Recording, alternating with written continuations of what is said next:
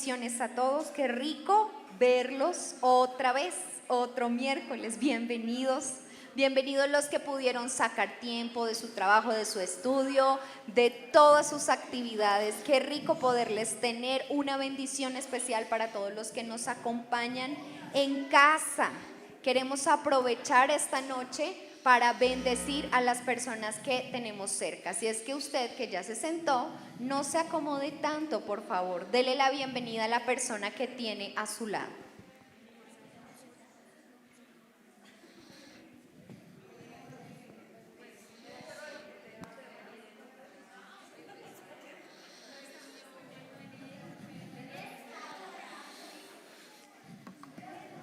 Damos una bienvenida a aquellos que se conectan de manera virtual, que hacen parte del culto etéreo, del culto universal pero no presente.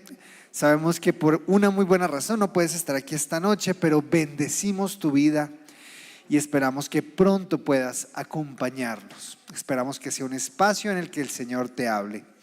Y aquellos que están acá, quiero darles un anuncio y aprovecho que estamos llegando a más personas a través de YouTube para recordar un evento importante que ya se nos llegó la fecha.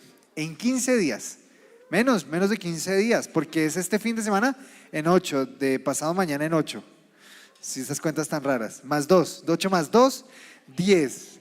En 10 días vamos a estar en nuestra conferencia de jóvenes. Y quiero compartirles un video para recordarles algunas cosas importantes. Por favor. Cerca no cuesta nada. Puedes aplaudir.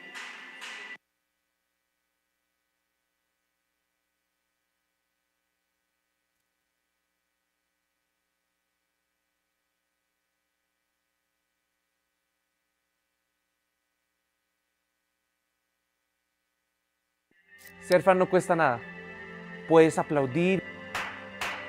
Puedes cantar e incluso llorar y seguir siendo el mismo, pero seguir a Jesús de verdad cuesta todo. Esto no es emoción, es entrega. Esto no es un evento más, es una decisión, todo o nada. Una conferencia que va a inspirar, confrontar y marcar un antes y un después.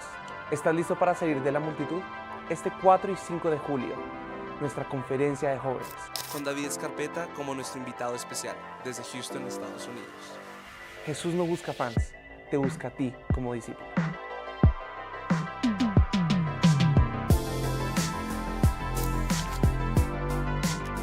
El domingo debemos ya cerrar inscripciones absolutamente. ¿Cómo lo vamos a hacer? Nuestro amigo Danilson, ahorita no está en este momento, él está sirviendo, mírenlo, allá se asomó. Danilson va a estar el domingo junto con su amada Lady, recibiendo todo lo que hace falta acerca de la inscripción. Si su merced el domingo no se inscribe y no se inscribe con el dinero, no podrá asistir. ¿Por qué? Porque el martes nos entregan las manillas y solamente se puede entrar con manillas. Tenemos un cupo muy limitado, ya nos están presionando a cerrar, por eso nos toca sí o sí cerrar el domingo. Y aquellas parejas, sé que hay algunas acá, aquí hay alguna, hermana Nora, mi hermanita Nora, y aquellas parejas que hacen parte del retiro de parejas, tienen que saber que ya tenemos que ir cerrando el segundo abono. Julio 30 tenemos que ya haber terminado de pagar por la logística que nos pide allá CAFAM. CAFAM nos exige un mes antes haber cerrado ya toda inscripción, toda abono. Entonces le ruego por favor que en el mes de julio cerremos esa cuenta para no tener nosotros que estar sufriendo con los cupos. Nuestros cupos ya están llenos, nos dieron 20, eso fueron rapados. Y por último, 1 y 2 de agosto tenemos nuestro evento Enfócate 2023 y tú que eres del cuerpo ministrante de esta iglesia y que haces parte del liderazgo de esta iglesia, para ti es una invitación. También lo vamos a hacer en un lugar, esperemos que podamos hacerlo en el concilio de las asambleas de Dios para que podamos ir el 100% del liderazgo de las iglesias. Porque entre todo el liderazgo de las iglesias que estamos bajo el ministerio de Puerta de Esperanza, no cabemos en plenitud. Este evento ha crecido, Ya nos confirmó el pastor Satirio dos Santos, así que por favor, este evento no tiene costo para ti. Todo lo asumimos como iglesia y vamos a hacerlo para que sea de bendición para lo que el Señor quiera hacer en su iglesia. ¿Estamos conectados con lo que ha venido hablando el Señor? Un amén me anima, 2 amén me motiva, pero 3 amén, ay Dios. Qué bueno, mi Rosy. Quiero contarle que tú y yo no somos fiables. Tú y yo no somos fiables. Quiero contarles que yo en mi universidad, en la época de mi universidad, tenía una bicicleta con la que me transportaba. Estaba como la canción de Santiago Benavides hablando del millonario, una bicicleta medio destartalada, la lata oxidada, pedal cual matraca. Y le llamamos la Pantera. ¿Por qué le decíamos la Pantera? Porque tenía escrito Pantera en un pedazo. Un amigo me la prestó y en esa me transportaba. Me ayudaba mucho una lesión que yo tenía. Tenía una lesión en un ligamento de la rodilla. Como tenía esta lesión, la única manera de transportarme económica y segura no era caminando, sino era en bicicleta. Me rendía mucho el tiempo y yo duré mucho tiempo pidiendo una cita, un examen especial para la rodilla. Porque cuando me lesioné la rodilla no me rompí ningún hueso. Cuando uno va a las urgencias, en urgencias a uno le dicen, no se rompió un hueso, va para la casa. Entonces fue una lesión de un ligamento y tenían que hacerme una resonancia. Eso no me lo dieron tan fácil. 6 meses duré esperando ese examen. Me enviaron un mensaje de texto. Recuerde su cita yo listo. Tengo que estar presente. ¿Dónde siempre me atienden? Calle 67. Ok. No, calle 63, perdón. Calle 63, me programo, me monto en mi cicla, me voy, llego a la cita, voy a esas maquinitas donde se pagan, pago mi cita y recibo un papelito donde me dice dónde debo subir a tomarme el examen. Me acerco al celador y le pregunto, amigo celador, porque yo soy de preguntar, ¿dónde queda esta sala de examen? Y él mira y dice, aquí no hay eso. Y yo dije, ¿cómo así? No me diga eso. Me dice, ¿ya miro dónde es? Y yo, no, ¿dónde es? En la 67. Y yo estaba en la 63. Uno llega con 20 minutos de antelación para que le den la cita. 6 meses esperando. Yo dije, no. Me dio una rabia. Quise echarle la culpa a alguien, de verdad. Quise de alguna manera señalar a otro. Pero realmente me di cuenta que me autoengañé. Que realmente me convencí a mí mismo que sabía dónde tenía que estar y qué tenía que estar haciendo. Y no estar en el lugar correcto me acarreó problemas, porque esa cita se perdió. Y yo me encontraba genuinamente equivocado. Y quiero decirte algo, el autoengaño es de las cosas más peligrosas. Cuando hablamos hace 15 días de este tema dijimos, el engaño es de lo más peligroso. Porque el engaño es algo que tú no identificas que está mal, pero que al fin y al cabo crees que es verdad. Y hace 15 días hablábamos de la expresión, amiga, date cuenta. Amiga, date cuenta. Cuando no le querían decir, mira, te estás engañando a ti mismo, a ti misma. Pero quiero hablarles de algo que es aún peor que el autoengaño. O sea, ¿puede haber un engaño peor que el autoengaño? Sí. Y es el autoengaño que tiene que ver con la espiritualidad, con la relación con Dios. ¿Por qué es tan peligroso? Porque el engaño que uno tiene hacia sí mismo, cuando uno se convence de que estoy bien con Dios, de que estoy haciendo las cosas bien, de que estoy cumpliendo, soy un cristiano cumplidor, yo vengo aquí a culto, yo oro de vez en cuando, yo voy a mi GPS y ya, eso significa que yo estoy bien con Dios. Puede ser tan peligroso ese engaño que puede llegar a extraviarnos en nuestro camino. Hay mucha gente extraviada por su autopercepción, porque cree que su percepción de sí mismo es suficiente para definir su realidad. Y no es así. Imagínate que hay gente que se novia con alguien que no conoce a Jesús, que no ama a Jesús, con alguien que no es una mala persona, entre comillas, pero no tiene el corazón para amar a Jesús.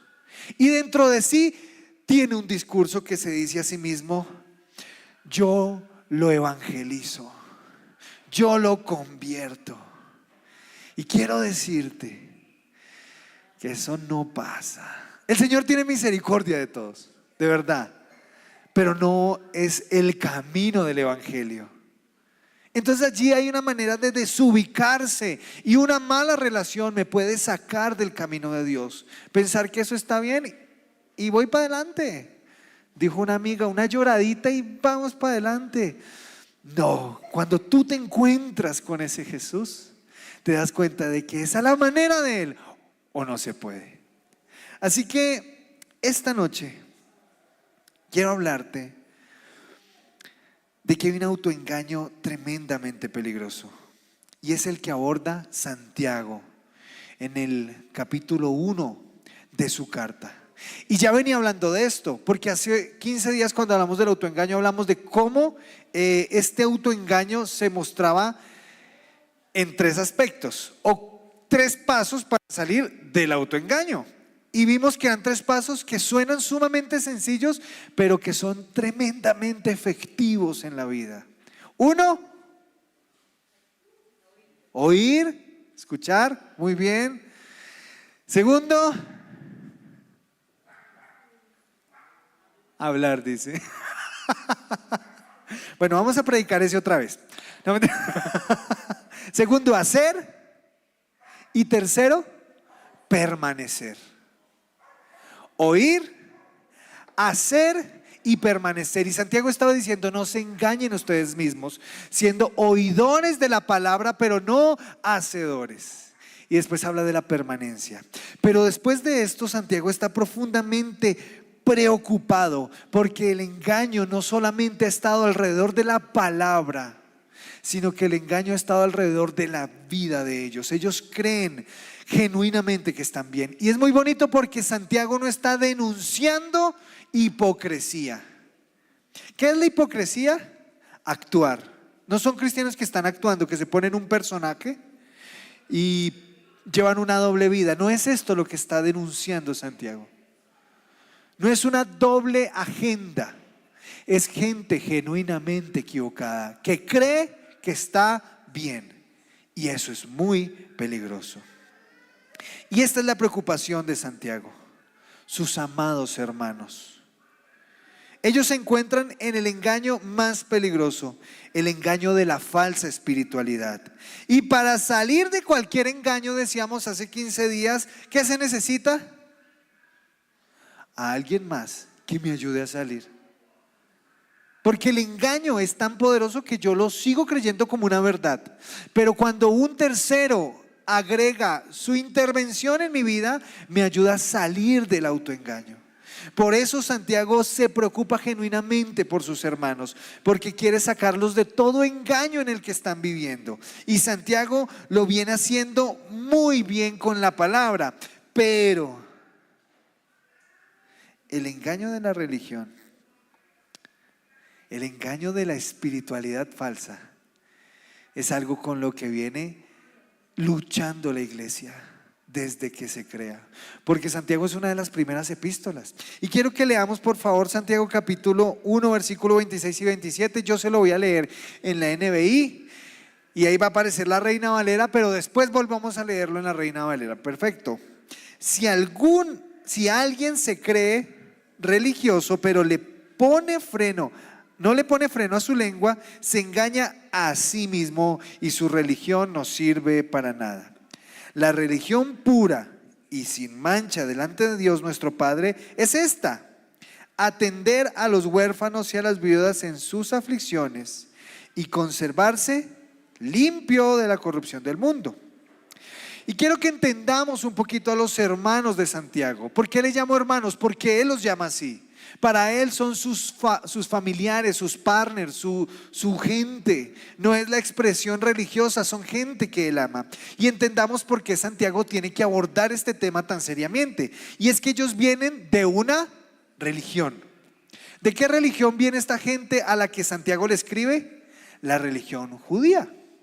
¿Qué era la religión judía? Era toda una serie de normas, de leyes, de prácticas que eran transversales a la vida, porque los judíos vivían todo el tiempo en pos de estas leyes, o así deberían vivir. Habían normas acerca de cómo vestir, había normas acerca de cómo comer, había normas acerca de cómo acercarse al templo, que es el lugar donde habita la presencia de Dios, y cómo cumpliendo estas somos un pueblo santo.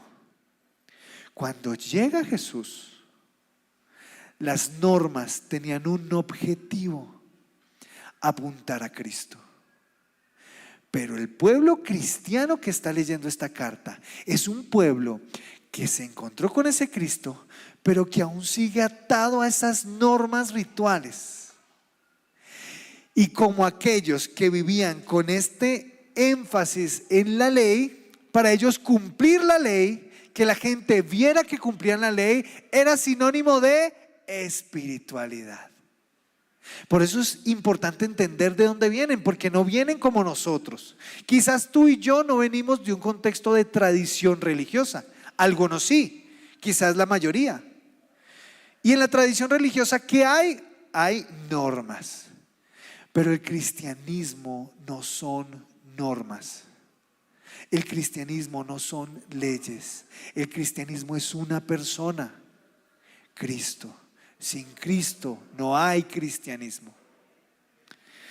Pero no solamente tienen una tradición judía que ya por ADN viene trabajándoles el hacer cosas para ser vistos, sino que vienen de una tradición que se llama fariseica o farisea, que son estas personas que ustedes van a leer en los evangelios, que Jesús, el Señor Jesús, se la pasa enfrentándose con ellos. Pero ¿quiénes eran ellos? Los encargados de que el pueblo entendiera las normas que Dios había dejado y las normas que sus antepasados han venido implementando. Este pueblo viene de una línea tradicional de prácticas. ¿Y qué era común en los fariseos? El modelo de la sinagoga, donde todos los que sobresalían eran aquellos que guardaban las prácticas religiosas. Cuando esta iglesia se encuentra con Jesús, se va a encontrar con una problemática. ¿Cómo vamos a hacer cultos? Porque la palabra religión que aparece allí es la palabra de la expresión pública de la fe, la expresión pública de la adoración, lo que la gente ve de adoración. Entonces empiezan a armar el culto. ¿Cómo lo conocen ellos? Como la sinagoga. Entonces muchas de las cosas que empiezan a desarrollar son parecidas. ¿A qué voy con todo esto? Que no es intrínsecamente algo malo, porque todas estas prácticas giraban en torno a Dios. Pero se puede tener prácticas espirituales sin Dios. Ahí es donde está el engaño. Porque esta gente tenía las prácticas, pero se estaban alejando del corazón de Dios. Ellos deseaban ser reconocidos, buscaban ser maestros. Una de las cosas que aborda Santiago es esto. Ustedes que quieren ser maestros, ¿cómo se era maestro? Alcanzando a ser tan piadoso, a mostrar una vida devota a las prácticas religiosas. Pero cuando aparece Cristo, Cristo viene a contradecir esa manera de vivir. El Sermón del Monte, que es Mateo capítulo 5, 6 y 7, es en lo que se inspira mayormente Santiago. Y el Sermón del Monte ataca mucho esto. Porque ahí en el Sermón del Monte el Señor habla de oración, de ayuno y de ayudar a los pobres.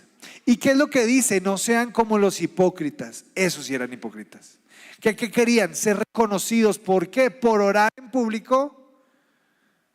por ser reconocidos como alguien tan bondadoso, tan generoso que ayuda a los pobres.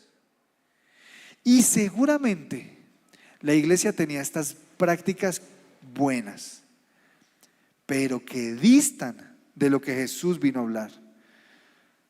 Porque Jesús vino a contradecir a la fe como un instrumento de reconocimiento. Vino a decir, la fe, la relación con Dios, la piedad, las prácticas de adoración no son para que te reconozcan a ti como espiritual. No son para que tú te hagas un nombre. No son para que otros digan, qué interesante, qué santo es. Pero ¿sabes una cosa? Como dice la canción, creo que estamos sufriendo de eso. Estamos sufriendo como iglesia de hacernos nombres personales, mostrando piedad, mostrando reverencia. ¿Cómo se sabe eso? El que está afuera no lo sabe. Tiene que Cristo abordarlo. Y es lo que pasa aquí en la palabra. Porque lo que estaba ocasionando esto, estas rivalidades de alcanzar reconocimiento, de alcanzar puestos, de alcanzar títulos, estaba provocando división. Este deseo de ser reconocido por las prácticas religiosas estaba ocasionando rivalidades. Y Santiago ve muchos religiosos, pero no ve regenerados. Y si Cristo nos habla esta noche, ¿qué vería en nosotros? Es decir, si pudiéramos escuchar o ver cómo está nuestra realidad, ¿vería gente regenerada o vería gente religiosa? Gente que guarda una práctica y que yo felicito. Le felicito por tener prácticas espirituales, por venir a culto, por orar, por conectarse mañana a las 4 de la mañana para orar juntos por los hijos, de venir el viernes mujeres a orar, el sábado hombres a orar. Les felicito. Pero ¿qué vería el Señor? Vería gente transformada. Y creo que ese es nuestro reto en esta noche frente a la palabra. Que salgamos confrontados con esta pregunta: ¿soy un religioso o estoy siendo regenerado? Parece que tuvieron un cambio de religión, pero Santiago se da cuenta que necesitan es un cambio de naturaleza, porque Cristo no cambia tu religión. Cristo no le interesa cambiar la religión de nadie. Cristo desea transformar tu naturaleza, transformarte todo tú. Porque en definitiva, el cristianismo se trata de una persona, Cristo, y ser como Él. Por esa razón, Santiago les escribe. Él permite que primero se den cuenta de que están siendo autoengañados por considerar suficiente el escuchar la palabra, pero ahora los aborda con su práctica. Porque les decía, ustedes oyen pero no practican, pero lo que practican no sirve. Es bien interesante esto. Por esa razón les permite ver que todo creyente que ha sido renovado, que ha sido regenerado, que ha salido del autoengaño, procura 3 características de Cristo: dominio propio, compasión y santidad. ¿Cuáles son las 3 cosas que vamos a abordar esta noche? Va a ser muy sencillo para que usted se lo aprenda y se autorrevise con el Señor. Dominio propio, compasión genuina y santidad. ¿Esa es la muestra de que estamos siendo regenerados o es la muestra de que estamos en un lugar peligroso?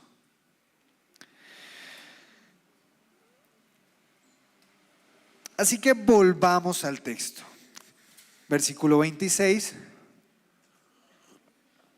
Ahora sí, leámoslos en la Reina Valera. Si alguno se cree religioso entre vosotros y no refrena su lengua, sino que engaña su corazón, tremendo esto, no refrena su lengua, sino que engaña su corazón, la religión del tal es vana. Santiago capítulo 1, Santiago ha visto que en la búsqueda de sobresalir se ha presentado un gran problema de la iglesia. Y el gran problema se llama la lengua. Santiago va a considerar que la lengua va a ser un tema importantísimo y recurrente. No nos parece tan grave, porque cuando hablamos de términos de pecado, cuando hablamos de términos de corrupción, ¿en qué pensamos normalmente? En cosas muy evidentes: inmoralidad sexual, prácticas viciosas, asesinato, robo. Pero Santiago va a abordar quizás la tuya y la mía: cómo usamos nuestra boca. Porque algo se despertó en la iglesia y se llama murmuración. ¿Cómo usas la lengua? ¿Cómo la iglesia usa la lengua? Según el capítulo 3 nos cuenta cómo es fácil ofender. Él dice, es re fácil ofender, todos ofendemos. Él se mete dentro de esa colada. Y seguro que si tú revisas la última discusión que tuviste, tu boca fue usada como espada para herir a otro. La lengua es nuestro principal arma y escudo en contra de nuestros hermanos. Aquel que es verdaderamente espiritual, dice allí, refrena su lengua. ¿Qué es refrenar? Porque puede entenderse como que le pone un freno, pero recuerde que ellos no manejaban carro. No existían las motos ni el freno. Entonces no está él pensando en un freno de carro. ¿Qué es lo que él está pensando? En una brida. ¿Qué es una brida? Eso que se le pone al caballo en la lengua. ¿Para qué se le pone eso al caballo? Para que el caballo pueda ser domado, dominado, guiado. La brida le dice que si tiras hacia la derecha, ¿a dónde va el caballo? A la izquierda, atrás, vuela, se frena. Lo que está diciendo allí es: pónganle una brida a su lengua. No es simplemente callar, es desarrollar control sobre lo que digo. Porque puede que confundamos el que no, es que me tengo que quedar callado. Mucha gente puede no decir nada y reprimir cosas aquí adentro del corazón. Pero en un momento, el momento en que menos espere, va a salir Hulk. Y uno empieza en ese momento a herir a todo el que esté alrededor. No es callar y reprimir, es dominar. Veámoslo como un caballo. Un caballo no está esperando el momento para vengarse. Hay caballos que sí. Pero lo natural en un caballo no es buscar venganza, es entender que fue domado. Y la lengua necesita un proceso de desarrollo, de dominio propio. Es liberar nuestra boca del dominio emocional y del juicio y la murmuración. Porque reflexionen esto: cuando alguien te hiere, cuando tú consideras que alguien te hiere, porque muchas veces no es algo intencional lo que pasa, pero cuando tú consideras que fuiste herido, ¿qué es lo que primero uno hace? Hablar. Hablar desde la emoción, hablar desde el gobierno de nuestra rabia, de nuestra injusticia. ¿Y qué se desarrolla ahí? ¿Qué aparece ahí? La murmuración, el juicio. Es eso que aparece en las conversaciones entre amigos, cuando estoy desahogándome, pero no es desahogo, es queja. Cuando empiezo a decir, sí se enteró, ¿no? Sí se enteró que ese Camilo, uy no, yo lo vi la vez pasada, robándose una llanta. Estoy dando un ejemplo que jamás pasaría. Ahora, esto que pasa cuando siento que alguien se equivoca, hace algo equivocado, algo malo, y me siento en la posición de señalarlo con el dedo, esas palabras que van a salir de ahí, de tu boca, no son de Dios. Y si vamos más allá, son, según Santiago, del infierno. Porque Santiago dice que la lengua es como una llama encendida por el infierno. Y puede uno preguntarse, ¿un cristiano puede ser usado por el enemigo? Sí, cuando no domina su lengua.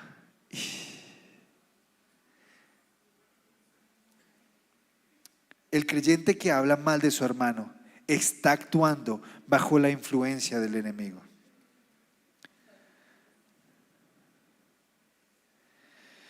Dominar tu lengua es saber que lo que dices puede ser un incendio infernal.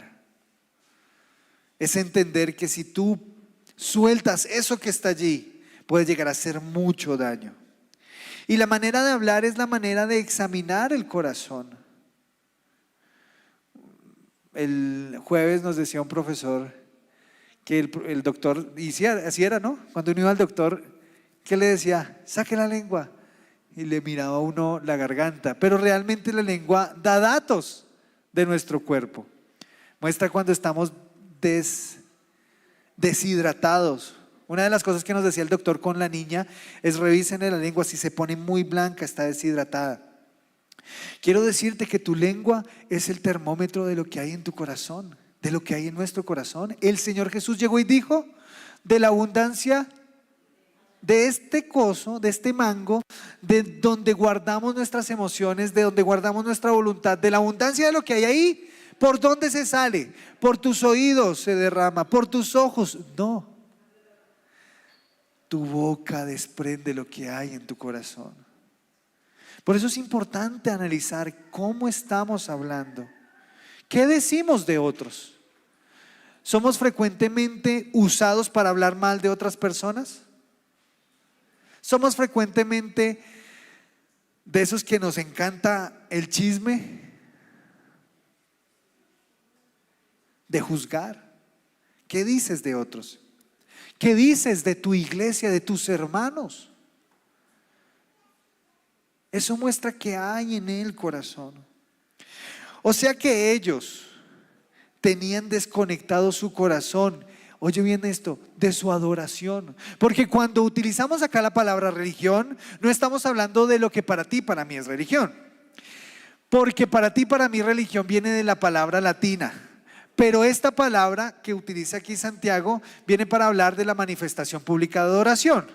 Lo que les está diciendo es que tu corazón, a ellos, a los de la carta de Santiago, el corazón de los lectores de la carta de Santiago está desconectada de su adoración, porque ustedes hablan mal, pero con esa misma boca cantamos: tengo todo.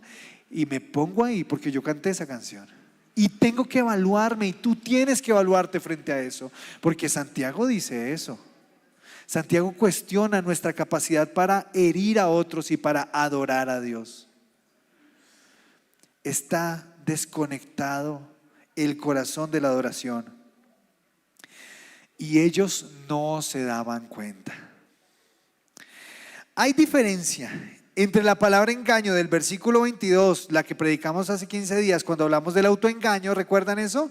El autoengaño de oír la palabra y no hacerla. La expresión allí es diferente a la palabra autoengaño del versículo 26, porque la del versículo 22 es pensar equivocadamente, es reflexionar, llegar a una conclusión errada. Pero esta palabra es hacer caer en el error. Y es tremendo porque aquí dice: y no refrena su lengua, sino que se engaña su corazón, su cardio. Este engaño no es el que te lleva a reflexionar mal, ese es el que te lleva a sentirte bien estando mal. Por eso es tan peligroso, porque es muy fácil sentirse bien.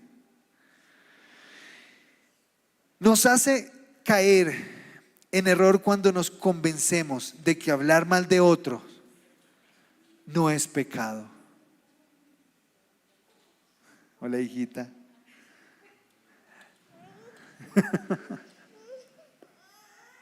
Ella quiere predicarles también. Está que dice una palabra de verdad. Nos hacemos caer en un error cuando nos convencemos a nosotros mismos de que hablar mal de otro no es pecado. Cuando empezamos a comparar nuestro pecado. Pero es que es más malo el otro. Y uno empieza ahí a hablar mal. Pero quiero decirte que el dominio de tus palabras glorifica a Cristo. Cuando tú dominas tu boca, estás glorificando a Cristo. ¿Por qué? Porque Cristo nunca pecó con sus labios. Tú lo encontrarás a Él confrontando el mal, pero no hablando mal de otro. Él confrontó el pecado. Claro que sí, nosotros tenemos que ser voces que detengan el mal, que levanten su voz para decir: eso no está bien, esto no hay que hacerlo. Pero no encontraste a Jesús pecando, hablando con odio en contra de otro, con resentimiento, con ira.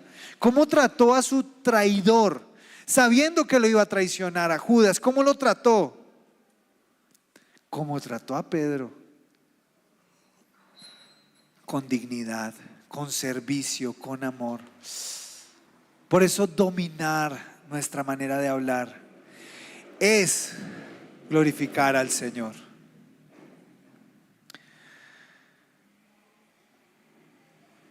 Versículo 27. La religión pura, la adoración pura, la expresión pura de la fe, sin mácula, delante de Dios el Padre, es esta: visitar a los huérfanos y a las viudas en sus tribulaciones. Esperemos ahí, porque lo primero que evidencia que una persona está siendo transformada es que hay un trabajo intencional de desarrollar dominio propio. Es sacar de nuestra lengua el demonio propio para poner dominio propio. Y el que da dominio es el Espíritu Santo. Porque esta es una ayuda que nos dejó el Señor y de la cual hemos venido predicando. El Espíritu Santo es el que hace nacer de nosotros el fruto del Espíritu. Pero el segundo es este: la religión pura y sin mácula delante de Dios el Padre es esta: visitar a los huérfanos y a las viudas en sus tribulaciones. Lo segundo que te evidencia que hay una regeneración, que algo está pasando en nuestras vidas, es cuando empieza a aparecer la compasión genuina. En la Biblia, los desprotegidos normalmente son catalogados como los huérfanos y las viudas. En el Antiguo Testamento hay muchas referencias de ello, pero hay algo muy lindo alrededor de la historia de los huérfanos y de las viudas. ¿Quién estaba preocupado genuinamente por ellos? ¿Quién sufría? ¿Quién quería hacer algo por su situación? El Señor. Tanto así que en el Salmo 68 Él dice: Padre de huérfanos y defensor de viudas es Dios desde su santa morada. Dios hace habitar en familia, mira qué precioso, Dios hace habitar en familia a los desamparados. Saca a los cautivos a prosperidad, mas los rebeldes habitarán en tierra seca. ¿Con quién está el Señor? ¿Quién está en el corazón de Jesús? Cuando Jesús viene y aparece en los evangelios, a Él lo acusan de andar con gente pecadora. Y los huérfanos y las viudas eran consideradas gente que algo hizo para que le pasara eso. Porque una viuda era desprotegida si es una mujer adulta, porque la mujer no tenía una capacidad de trabajo en esa época. Estaba supeditada a la protección del hombre y a la manutención del hombre. Entonces, cuando una mujer perdía a su marido, normalmente volvía a la casa de su padre. Pero si su padre ya había muerto, pero es a una viuda, dice Lucas 4, cuando el Señor está predicando acerca del Espíritu Santo, extranjera, que el profeta se le aparece, hablando de una historia del Antiguo Testamento. Jesús va al velorio del último hijo, del único hijo de una viuda, y resucita a ese muchacho. A Jesús le preocupan la gente que sufre. Visitar es estar en contacto y estar en cuidado de. Y parece que algunos seguían contaminados con la cosmovisión farisea de lo que era la relación con las viudas. Porque los fariseos, el Señor Jesús los acusó de aprovecharse, de devorar a las viudas, de aprovecharse de ellas. Y está denunciando, oiga iglesia, hay que tener misericordia por los desprotegidos. Incluso en Mateo 6, una de las cosas que hace resaltar el Señor allí es cómo la ayuda a los desprotegidos era usado para el reconocimiento de otros. Tocan trompeta. Me recuerda esos videos de YouTube donde van a ayudar, pero detrás de esa ayuda hay un deseo de ser reconocido. Nuestra sociedad está llena de ese tipo de falsa preocupación, de falsa misericordia.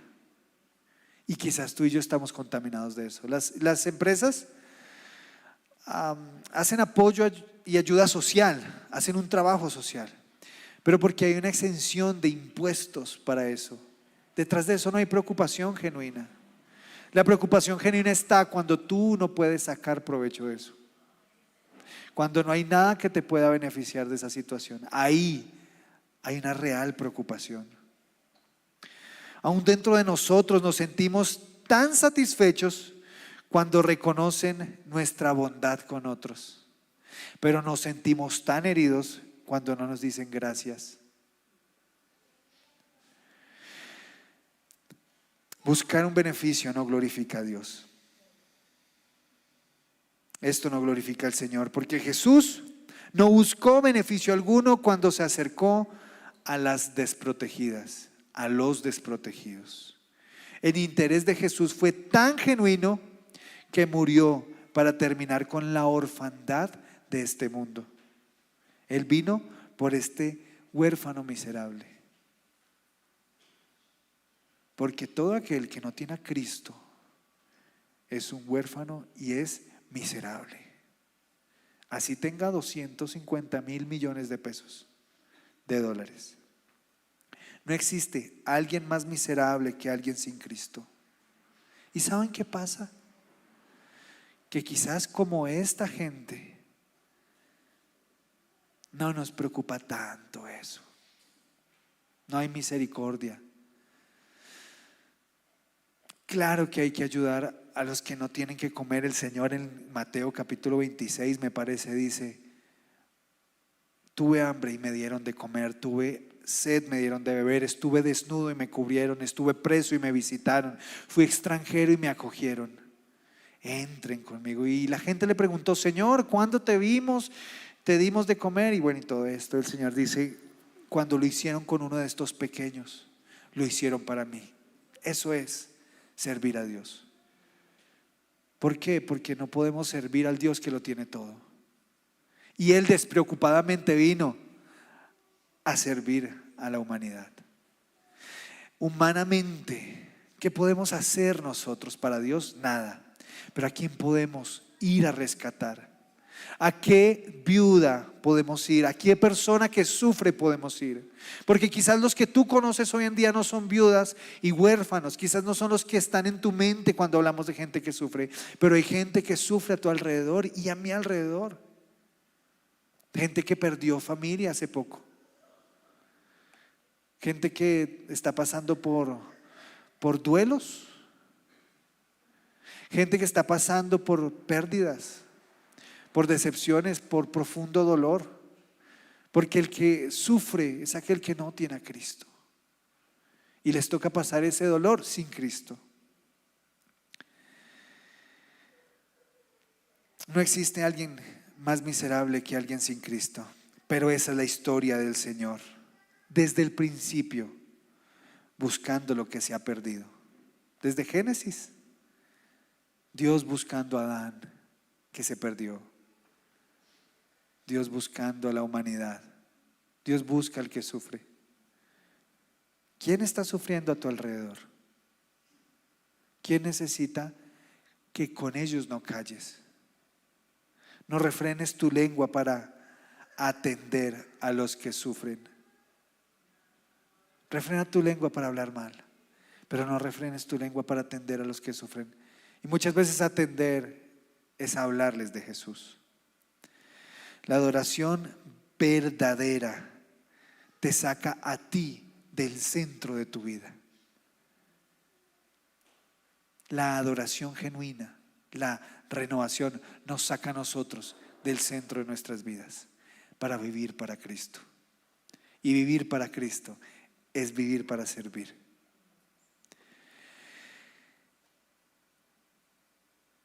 La religión pura y sin mácula delante de Dios el Padre es esta: visitar a los huérfanos y a las viudas en sus tribulaciones y guardarse sin mancha del mundo. Y esta es la tercera. La primera, dominio propio. Un aplauso. ¿Quién lo dijo? Muy bien. La segunda, compasión genuina. Y la tercera, santidad. ¿Qué es la santidad? Es un término tan profundo.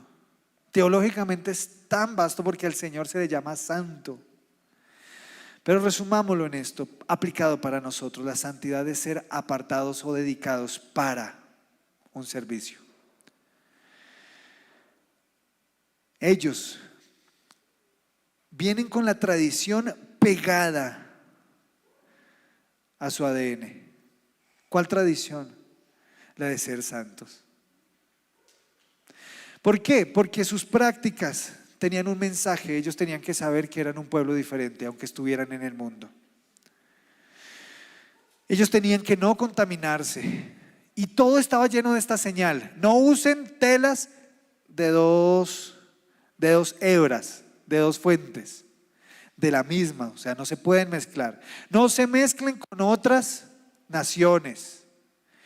Ustedes no van a comer lo que todos comen. Es un mensaje tras otro para decir: ustedes son un pueblo diferente, ustedes son santos. Pero ¿saben qué pasó en el pueblo que tradicionalmente abrazó esto? Empezó a apartarse de la gente. Estaban genuinamente con el deseo de no contaminarse, pero su tradición los alejó de las personas que sufren. Porque habían mandamientos o habían prohibiciones alrededor del enfermo, alrededor del menesteroso, del pobre, del afligido. Ellos mismos eran un pueblo que sufría, pero esta tradición que venían cargando los llevó a apartar y a cercenarse del mundo. Y se olvidaron de los que sufren. Pero Santiago no se preocupaban por nadie más. Y eso es orgullo. ¿Qué cosas de nuestra tradición nos alejan de la gente? Piensa un momento delante. Piensa un momento dentro de ti. Yo te voy a decir dos mías que yo reflexioné y dije: ¿qué tradiciones he guardado que me alejan de las personas? Una, la inerrancia. Es decir, que creo que no me equivoco. O sea, siempre tengo la razón. Y eso es algo que nos aleja. Y puede que usted diga: sí, Fabián, es así. Este no es un momento para señalarme a mí. Este es el momento para que te revises. ¿Qué hay allí? A veces eres incuestionable, no se te puede confrontar, te enojas si te contradicen. te enojas si no es tu opinión la que prevalece, si no se hacen las cosas a tu manera. Eso viene de la tradición. ¿Por qué? Porque así se hacía en casa. Porque así he vivido toda mi vida. Y como hemos vivido así toda la vida, creemos que así debe ser. Pero no te preguntes solamente qué cosas te alejan de la gente. Pregúntate qué cosas de la tradición que traes te contaminan. Voy a ir de lo superficial a lo profundo. ¿Saben qué contamina y qué viene en la tradición y de la cultura? La música. La música que escuchamos. ¿Y qué decimos dentro de nosotros? No pasa nada. Quiero decirte que sí. Porque de lo que llenes tu mente, de eso se va a llenar tu corazón. Bienaventurado el varón que no anduvo en consejo de malos, ni se sentó en silla de pecadores, ni en camino de escarnecedores se ha sentado. Salmo 1. Sino que en la ley de Jehová está su delicia. Y medita en ella de día y de noche. ¿Qué es meditar? Tener en la cabeza un pensamiento recurrente. Si lo que escuchamos no tiene nada que ver con eso, pues eso es lo que estamos meditando. ¿Qué va a llenar nuestra vida? Eso. La música que oímos influye cómo pensamos. Aceptamos esa cosmovisión. Así tú digas, no, yo jamás haría eso. Aunque tú digas que jamás lo harías, eso está llenando tu corazón. Les cuento un poquito qué es lo que escuchaba mi papá. Ya no, gracias a Dios. Corridos prohibidos. Y me parecía normal el tema que se trataba, como de valentía, de gallardía. Pero detrás de todo eso me encontré con un mensaje horrible acerca del narcotráfico, de los enfrentamientos, de matar, de las drogas. Lo normalicé. La música me ayudó a normalizar esto. Pero hay cosas más profundas que contaminan. La música contamina la manera en que pensamos. La rebeldía. Eso es una cuestión tradicional, de casas, de generaciones, y lo aceptamos como algo normal. Nos acostumbramos a ello, pero nos contamina. El orgullo, eso sí que es tremendamente popular, aceptado, y ni siquiera lo consideramos pecado. Pero quiero decirte que todo eso es del mundo, no es de Dios, y termina contaminando quienes somos. Así que ¿cómo vivir sin contaminarnos? Hay una manera, y quiero quitarte este peso, porque no hay nada que tú puedas hacer para vivir santamente. Y ustedes van a decir, entonces ¿qué está predicando el hermano ahí? No hay nada que tú puedas hacer para vivir santamente. ¿Qué tienes que experimentar para vivir santamente? La regeneración de Cristo, vivir como Cristo. Porque Cristo nos lleva a vivir de la religión a la profunda relación. Si no hay relación con Él, no hay regeneración. No hay manera de vivir alejados del mundo. No dejamos de pecar para estar con Dios. No dejamos de pecar para ahora sí tener una relación con Cristo. No, necesitamos una relación con Cristo para dejar de pecar. No hay nada que puedas hacer más que tener una relación con Cristo. Él nos lleva del ritual externo a la transformación interna. Él cambia tu naturaleza. Por eso puedes vivir de manera santa. No por tu mérito, no por lo que tú puedas hacer.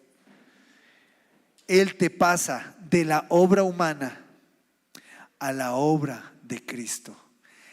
Te introduce a su familia. Así que cuando hablamos del autoengaño de la religiosidad, la única salida es una relación profunda con Cristo. Santiago tuvo una religión. Y eso es lo lindo, que Santiago sabe de lo que habla. Él tuvo una religión y vivió profundamente engañado hasta el día en que Cristo se reveló. ¿Y saben una cosa? Como dice la canción, él vivió con Jesús en la misma casa. Él era uno de sus hermanos. Él se burló de Cristo. Cuando el Señor iba para Jerusalén, él tenía una religión y vivía con Jesús en su casa, pero estaba profundamente engañado, porque la religión no hace nada en la vida. Pero Cristo revelado, ¿qué es lo que pasa cuando Él resucita? Cristo revelado es la clave de la transformación. Para tú salir de un engaño en el que estás, necesitas una relación profunda con Cristo. Ser como Cristo, quien enmudeció delante de sus capturadores, dice ahí, de sus verdugos. Cristo no pecó con su boca. Él fue llevado como cordero al matadero y allí no profirió ninguna maldición en contra de los que lo estaban humillando, golpeando, escupiendo. Él siendo Dios, es que esto me parece increíble, Él siendo Dios. Nosotros no nos dejamos echar tierra, pero Él siendo Dios no acusó. ¿Saben las palabras que salieron del Señor en la cruz, en el más profundo sufrimiento que cualquier persona pueda tener nunca? Las palabras que salieron de su boca fue: perdónalos. Eso es una boca santa. Perdónalos porque no saben lo que hacen. Cristo, que vino a habitar con miserables. Porque eso es Cristo. Él vio, Santiago vio a Cristo habitando con esa gente. Cristo se le reveló. Cristo es aquel que vino a limpiar de la contaminación del mundo a la iglesia. Porque Cristo vendrá por una iglesia santa. Así que no se trata de lo que tú puedas hacer esta noche, pero hay cosas claves que puedes hacer. Tú no te puedes regenerar a ti mismo, pero tú puedes trabajar en tu relación con Dios. Así que, ¿qué cosas prácticas puedes aplicar? Primero, acerca del dominio propio. Pide perdón a Dios por usar tu lengua como arma. Busca a personas que has lastimado con tus palabras y bendícelas, hónralas y pídeles perdón. Amados padres, creo que hay que hacer esto con nuestros hijos.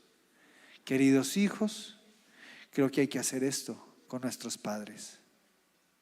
Ser puntual porque estoy pidiendo perdón. Perdóname porque te he dicho esto. Perdóname porque te he maltratado de esta manera.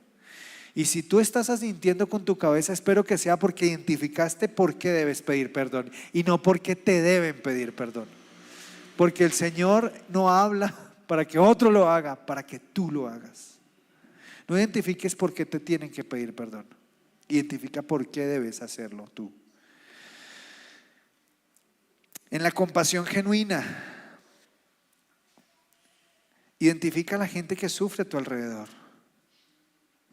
Hay gente que necesita una palabra, hay gente que necesita comida, pero hay gente que definitivamente, si no tiene a Cristo, necesita a Cristo. Esa es la primera y principal necesidad de la humanidad.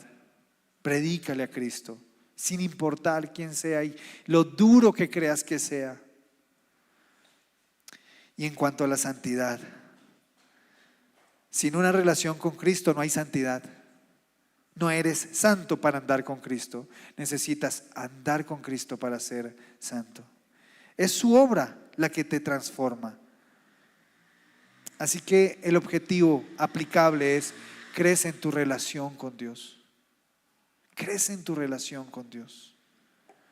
Crece en el tiempo de conocer a Dios, de rendirle tu voluntad a Dios. Y empecemos esta noche diciéndole al Señor eso: Señor, necesito ser transformado, porque quizás estamos siendo autoengañados, creyendo que nuestras prácticas culticas es decir, lo que hacemos en el culto, es suficiente.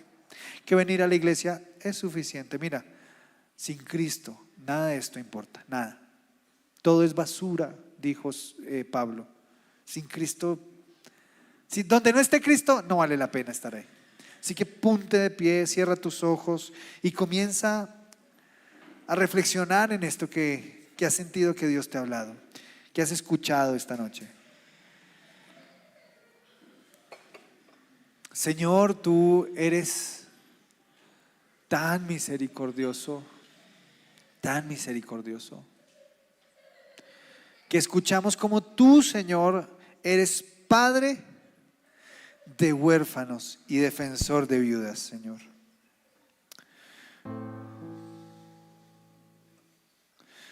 Como tú has hecho, Señor, posible lo imposible. Como tú has logrado, Señor, desenmascarar nuestra orfandad para atenderla. Hemos sido beneficiados, Señor, de esta obra preciosa y perfecta, que es la obra de Cristo. Dile, Señor, yo me he beneficiado de tu misericordia.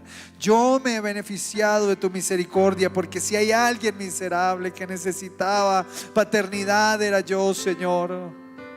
Y viste, Señor, cómo esa paternidad que no tenía, aunque he tenido un padre, Señor, seguía siendo huérfano. Y allí en Juan dice que a los que te recibieron, Señor, a los que creen en tu nombre, les diste la potestad de ser hechos hijos de Dios. Aquí hay gente que aún con su padre tiene demandas y le ha hecho demandas a sus padres diciendo: no fuiste suficiente, no me diste lo suficiente, no estuviste lo suficiente. Esas son reclamos de orfandad. ¿Qué tal si le dices: Señor, quiero renunciar a usar mi boca para maldecir, para exigirle a mis padres algo que no me pudieron dar, pero que tú puedes darme en este momento? Señor, tú eres mi Padre. Dile: tú eres mi Padre, tú eres mi Padre, y puedes atender mi necesidad de sentirme seguro, mi necesidad de darme significado, de sentirme protegido. Señor, tú eres mi Padre y quiero pedirte perdón por usar mi boca como un arma. Y si hay palabras que vienen a tu mente en este momento, confiésaselas al Señor. Palabras que usaste hirientemente para herir el corazón de otro, para lastimar la identidad de otra persona, cosas que sabes que le iban a doler y se lo dijiste. Dile: Padre, perdóname por usar mi boca como un arma, como un fuego, como dice Santiago, encendido por el infierno. Tú no me diste mi boca para maldecir, Señor Jesús, perdóname. Oh, perdóname, perdóname. Oh, Jesús, no quiero pecar de labios, Señor, porque lo vemos tan livianamente. Una palabra puede destrozar un corazón. Dile al Señor: necesito arrepentirme. Si no te duele, si no viene ninguna palabra a ti, es porque hay religiosidad allí que te está impidiendo vivir lo que el Espíritu Santo hace, que es llevarnos al arrepentimiento. Dile: Padre, creo que tengo problemas con la religiosidad, porque me cuesta reconocer que yo he sido usado para lastimar a otros, Señor. Perdóname por caminar religiosamente, por caminar creyendo que es suficiente hacer algunas cosas sin vivir una relación contigo. Y Señor, quiero crecer en mi relación contigo. Quiero crecer en mi relación. Y terminemos con esto en mente y en el corazón. Quiero crecer, Señor, en la manera en la que he construido mi relación. Renuncio a la idea de creer que necesito ser santo para acercarme a ti. Es imposible eso, Señor. Te necesito a ti para caminar de manera santa y no contaminada. Dile: Señor, examíname en este tiempo, en esta semana, en este mes, acerca de lo que contamina mi vida, que está contaminándome, porque necesito arrepentimiento y cambio de mentalidad. Fuerza para tomar decisiones, Señor Jesús. Eso es lo que necesitamos, crecer en nuestra relación. Gracias, Señor. Gracias, amado Padre. Amén. Amén. Amada iglesia,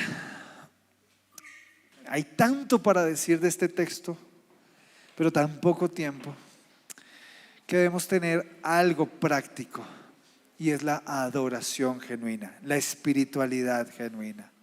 La espiritualidad genuina no es lo que mostramos, es la obra de Cristo en nosotros. No te preocupes por lo que se ve, sino preocúpate por lo que Jesús está haciendo. Y así como hemos hablado de adoración, adoración es darle el lugar que merece Dios. Y nuestras ofrendas, nuestros diezmos, lo que preparamos para Él es una manera de decirle: Señor, tú eres preeminente para mi vida financiera. Esto no es mi Dios. Así que toma tu ofrenda, tu diezmo, y antes de pasar, ora conmigo. Dile: Señor, esto no es mi Dios. Yo no vivo para honrar el dinero ni para hacer dinero. Ese no es el motivo de mi vida. Yo vivo para honrarte a ti. Así que muéstrame, Señor, también en esta área económica cómo he pecado, Dios, para arrepentirme, porque quiero honrarte, Señor. Y ustedes que prepararon sus diezmos, sus ofrendas, por favor, pasen aquí.